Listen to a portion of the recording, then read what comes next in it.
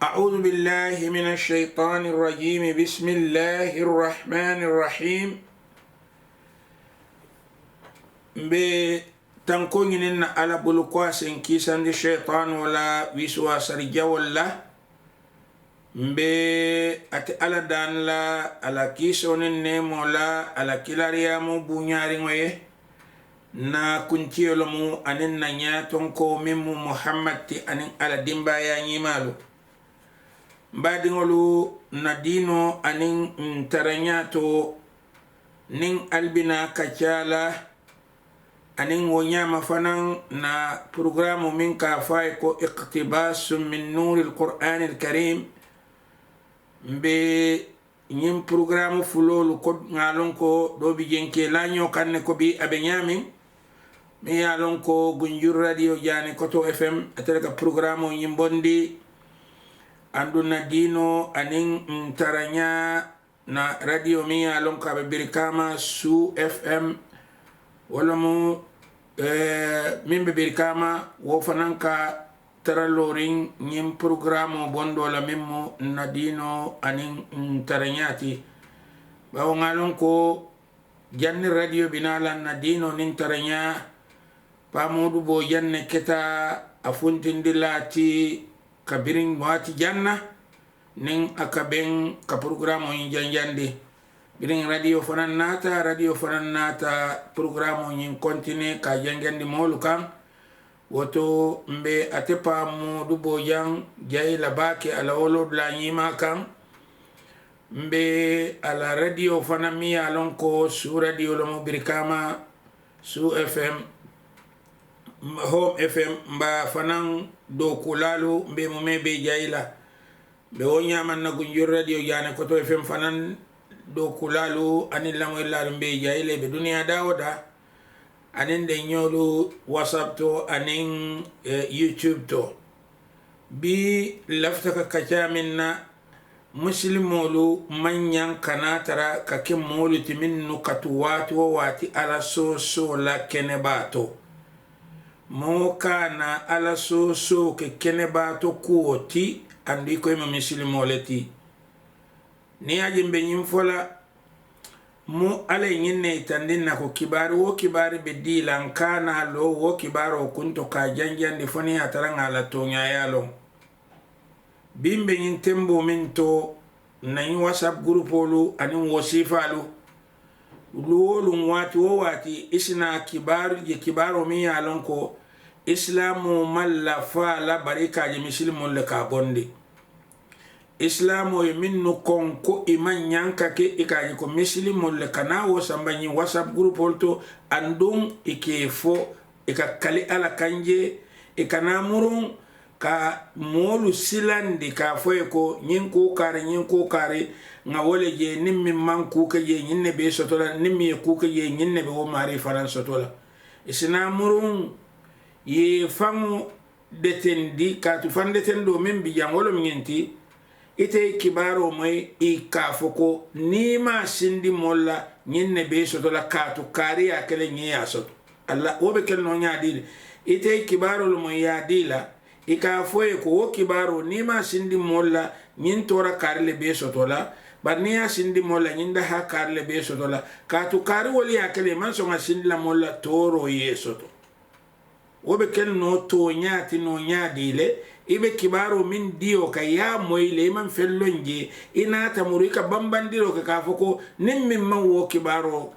tamandi isa lonko ibe toro sotora nyin kama dalilo be te bulle kibaro to ibe min dio kande ifama tante de bar dalilo be buli jele ka foko modolu ya kele e man son ka yengendi toro ne soto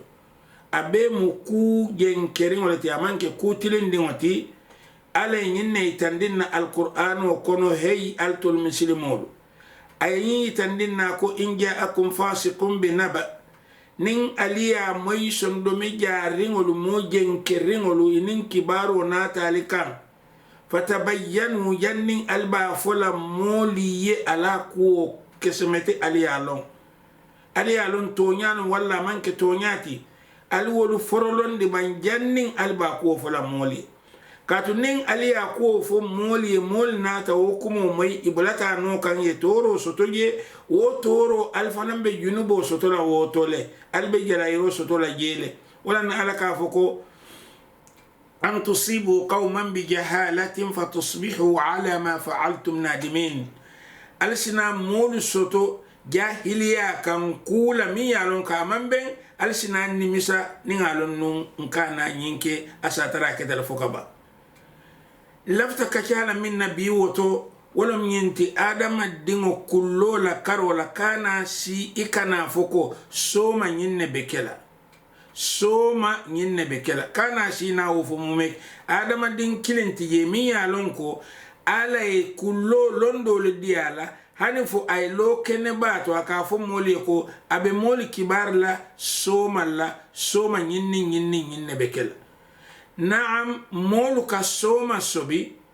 nyen kamma kunun nela molu ka soma sobi nin kunun nela kunun de nyin ketala bi ninga jobe kala nsenyin sobi ko woto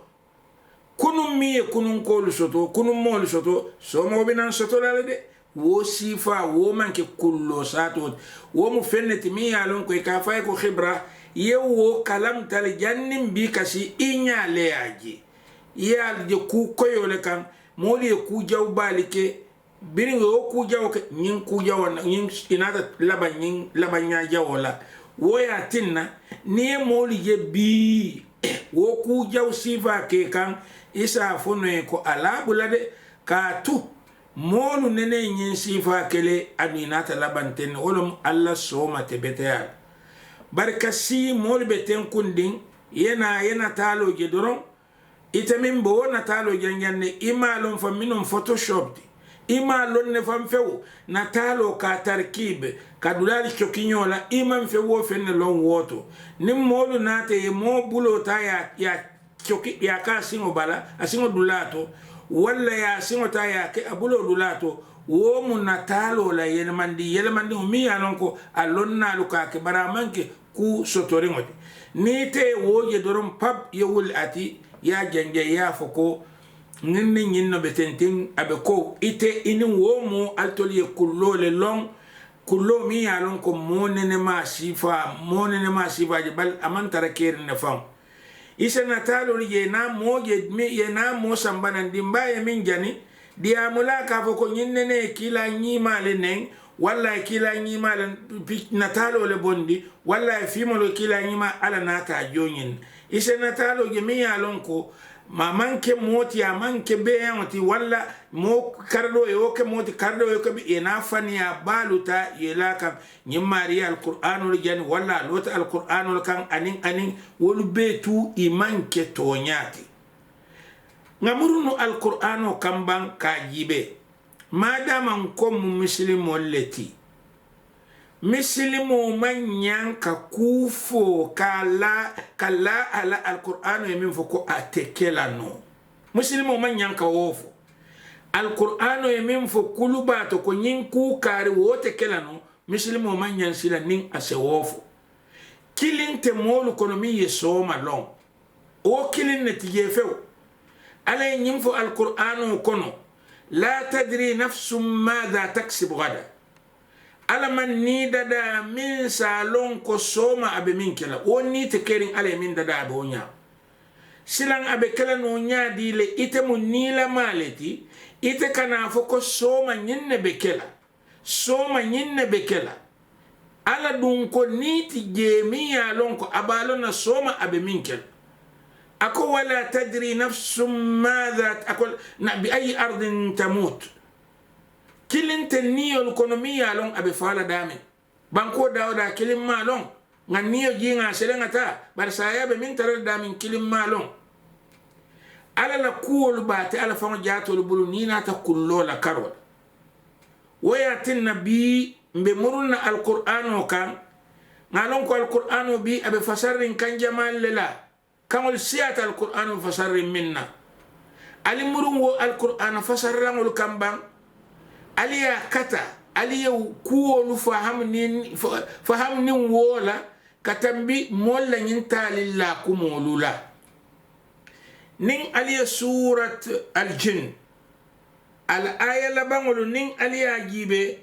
aya muwanni lulu kata alabangoto ali lamu ya labang ale mine foye ako qul muhammad afo moliye ko qul muhammad afo moliye ko in adri nte muhammad malon in adri nte muhammad malon aqaribum ma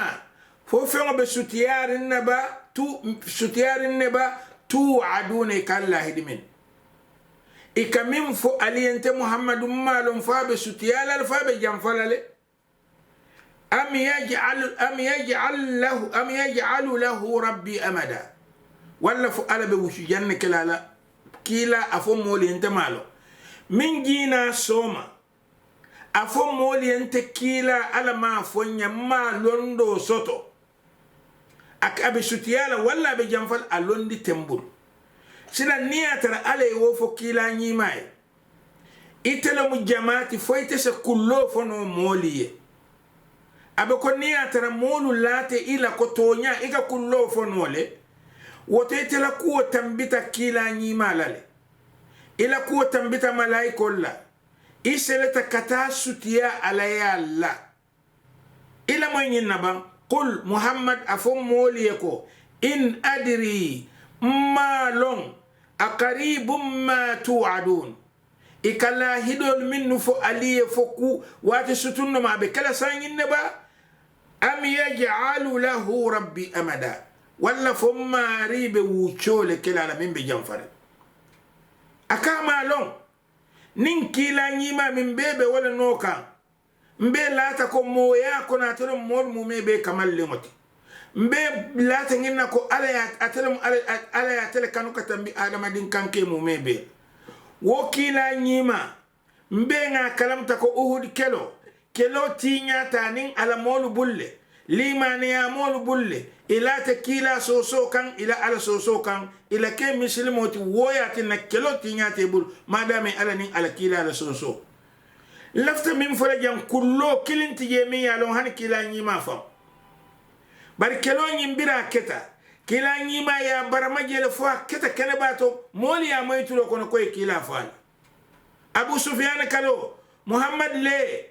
alla kila riya mole abu bakar ne umar le wukuma sifal abe fola kila kinyima sallallahu alaihi wa ali ya barama le ya tanka ya so ada karato hani fo anyin tonko mami bija anyin okatita kila nyima sallallahu alaihi wasallam sila ite niya tara kila nyima e kullolo atafanka wala fo ala ko fay afoye niya tara nga kullolo nu tendun kairo dam mambe wala sotola koro hani kilinte mal koro e kila nyima ma wodin kratole koro wala mi alon ko toro mi alon ko alate ibala jato kan la nya jawala ika fole ko koro alate balajato kan lanya jawle ka fole ko koro ye kila nyima sotol andu ala la sansandiro bal wallahu ya'simuka minan nas ala be kisan la mol bari la kila waliyo ila ala waliyo koro ye kila nyima fon jato ma wokele dulat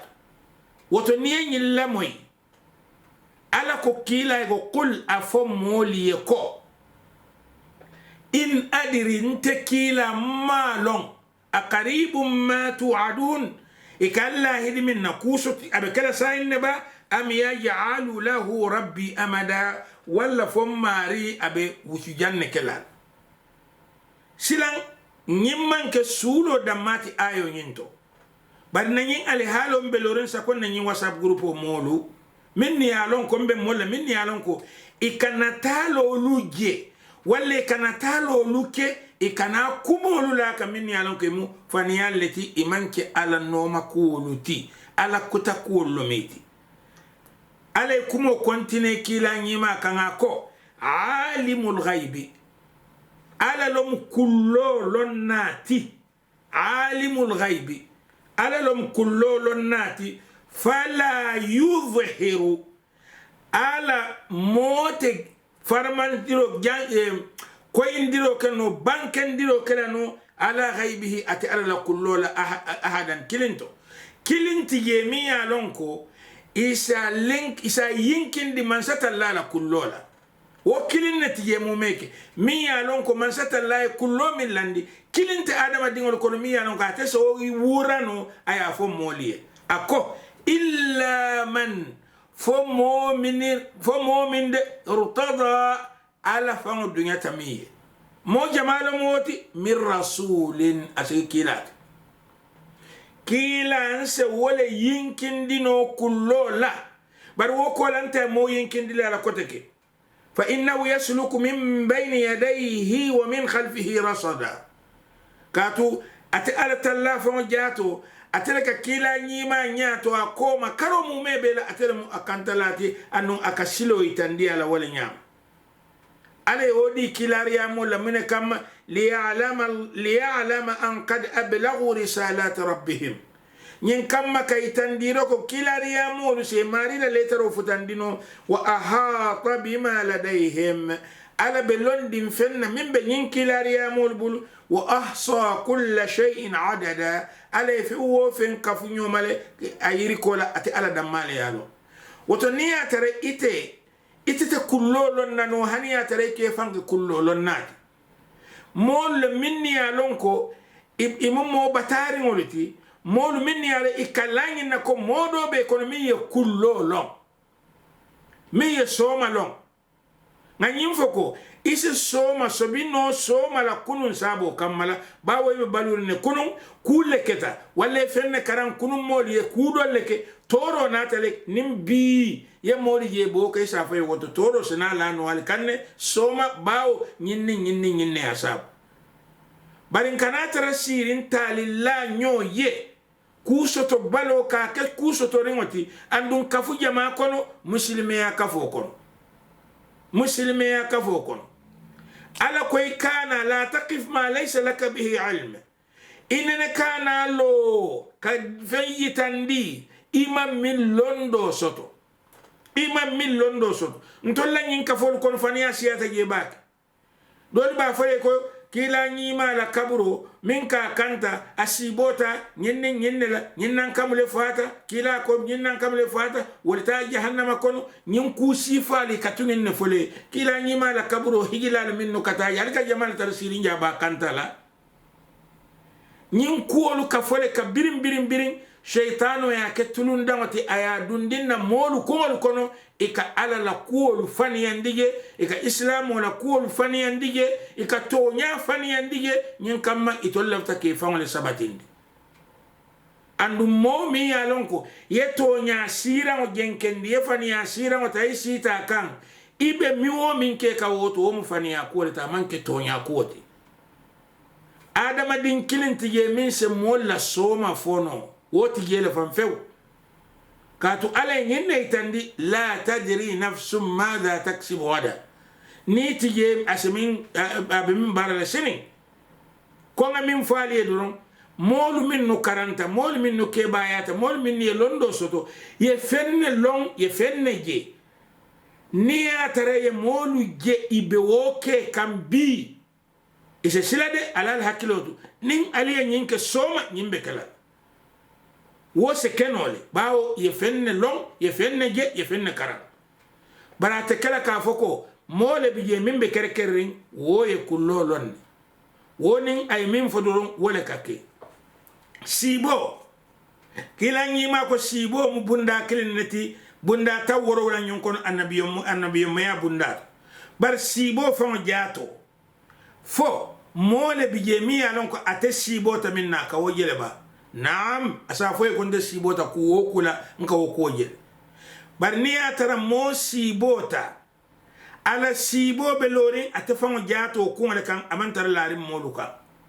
mola sibo be larin afamo jato ku ngale kan amantar larin moluka nin asibota molu kono ay moluje kairo be mala asafo ko ase kibar ka fude ngasibo nyimale je kairo bal mala barniya sibo ta ko korole be mol mala ay ala dani wo koro kana futa molu kan anda kana fu moli katu nimmin ka fako nte ka sibo min na moli be wala moyla wala kotom ngente ko am kullolo naleti andun ay kuwo kufa be kala to nyaleti molu ba sidina muntole annabiyo musidula lon ba fo ala la sidula bawo annabiyo mo wala ba muhammad sallallahu alaihi wa alihi wota tan sila ninga ta sita wodulato nin ko ay kullole long ko annabiyo mo ko ala kamin nyongo kyodi jang woto lata nginna la ko dhimniyan ko am annabiyo mo leti nin ko manke annabiyo mo to woto ala ya kere kere ka kullodi atela wokata no nyaade le ba'da alquran na ko la ala na modo kere kere ka kullodi ala wosina akana wo kullo fo moli woto alquran na faale woto kila nyima la ke akhirul anbiya ana faale alila mo yin ayo la kendeke قل إني أفوي كنت محمد لا قل أفويكو إن أدري أنت محمد ما لون أقريب ما توعدون أم يجعل له ربي أمدا إكالا إذا من نفابك لكوسة ستنتبا ولا مريب واتجن كلال عالم الغيب والشهادة من ستر الله ده أتلم كل عالم الغيب فلا يظهر على غيبه أحدا أتلم كله لناتي فمبك أبك موجرندي على كله لا إلا من ارتضى فات على الدنيا مية من رسول من سكيلات فإنه يسلك من بين يديه ومن خلفه رصدا ليعلم أن قد أبلغوا رسالات ربهم وأحاط بما لديهم وأحصى كل شيء عددا إن كما ateman sata la fon ja to lebe kantaro kala nyinki la riya mo nyinna nyin kamma asayiri wando kay ka fahamundiro kay kula mi yalon ko aya nyatiri ngala pour asalon ko ate ala saytandi ko ay kilariya min diala aya futandile andum ala londo we murarin fenwo fennale woto alin kana si kanyin talin kumol fo nkana si kanyin kol muta bile nyi whatsapp group kol fudan tolla ma fangolla bari nyim londo le ti membe lori natalo ka yelmandi wo be lori ne dunia dara be londi ne dunia dawoda ifon ya longo ko minte kala no isa keno nin camera ya landi ni te woje don ina talilla talimba la kan andu mim mudimin ko ni tora koti ika ke misilimeya kuwalet misilimeya dun se ke faniyati ba misilimeya dun se ke intalilla ken sangoliti ba misilimeya dun se ke mimbe misilimeya kumo kona be diamala je aka kuma fo ala malla fi minna ala ko minte kala no ateka wo fo ba alinga murun nun hakilo kan murun nun alqur'ano kan alinga fonyo nun intalin ko la ke janjandi ala kole ko mo kana lo yakuma fo londi man tare yeminto katumuni yatinna inna sam'a ika min fom akadum molu tulola wal basara ni kami yitandi molu nyakaje wal fuada ika min landi molu kana karan kullu ulaika kana anhu mas'ula imu mebe ibetara nyinin kala la sinin alqiyam woto mo kana la kaburo non di ikane la dunia ikane la akhirah tinya nin talin kumulula bere dan na fola sen kanda bere dan na fo ala se kairo kenye bere dan na fola sen banko ke kaira banko ti nyinnamu albadi masidi ali janim bali kontonna wassalamu alaikum wa rahmatullahi ta'ala wa barakatuh.